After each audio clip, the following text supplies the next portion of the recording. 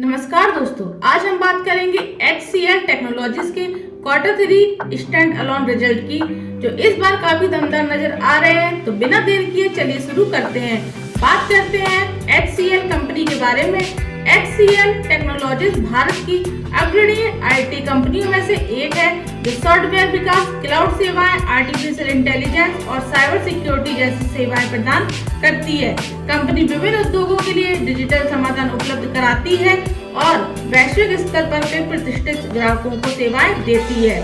Company हर तिमाही में अपने वित्तीय प्रदर्शन को प्रकाशित करती है, जिससे निवेशकों और विश्लेषकों को यह समझने में मदद मिलती है कि कंपनी की वृद्धि किस दिशा में हो रही है। इस रिपोर्ट में HCL टेक्नोलॉजीज के Q3 स्टैंड अलोन वित्तीय परिणामों का विस्तृत विश्लेषण प्रस्तुत किया गया है। बात करते हैं इसके राजस्व की। राजस्व किसी भी कंपनी की कुल आय को दर्शाता है और यह मापदंड बताता है कि कंपनी की सेवाओं और उत्पादों की बाजार में कितनी मांग है। संचालन से प्राप्त राजस्व कंपनी की मुख्य व्यावसायिक गतिविधियों से होने वाली आय को दर्शाता है।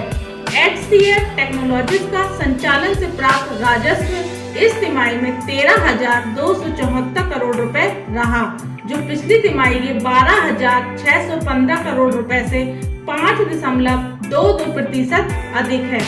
राजस्व में वृद्धि दर्शाती है कि कंपनी की सेवाओं की मांग बनी हुई है और नए ग्राहक जुड़ रहे हैं।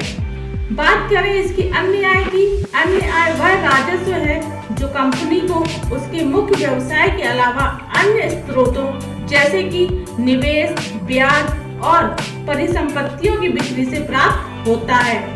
HCL टेक्नोलॉजीज की अन्य आय 344 करोड़ रुपए रही, जो पिछली तिमाही के 284 करोड़ रुपए से 21.13% अधिक है।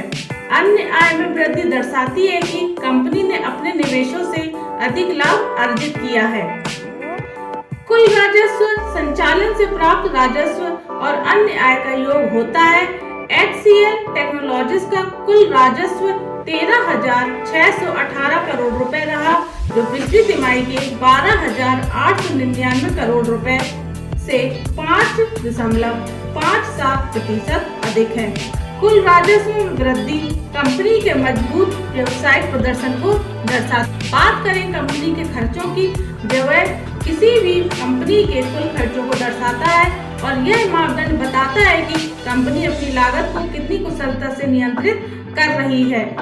जैसे कि स्टॉक इन ट्रेड की खरीद। इस तिमाही में स्टॉक इन ट्रेड की खरीद 7 करोड़ रुपए कम हुई, जो 20.59% की गिरावट को दर्शाता है। इससे पता चलता है कि कंपनी ने अपनी इन्वेंट्री प्रबंधन नीति को अधिक प्रभावी बनाया है।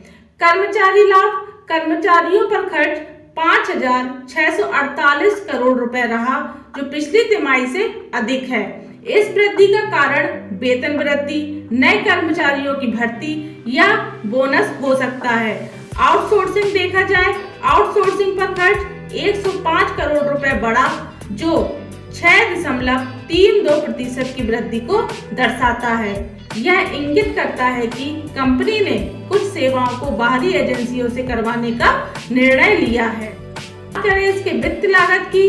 वित्त लागत 8 करोड़ रुपए 26.67% तक बढ़ी। यह संकेत करता है कि कंपनी ने नए ऋण लिए हैं या उसे अधिक ब्याज दरों का भुगतान करना पड़ रहा है।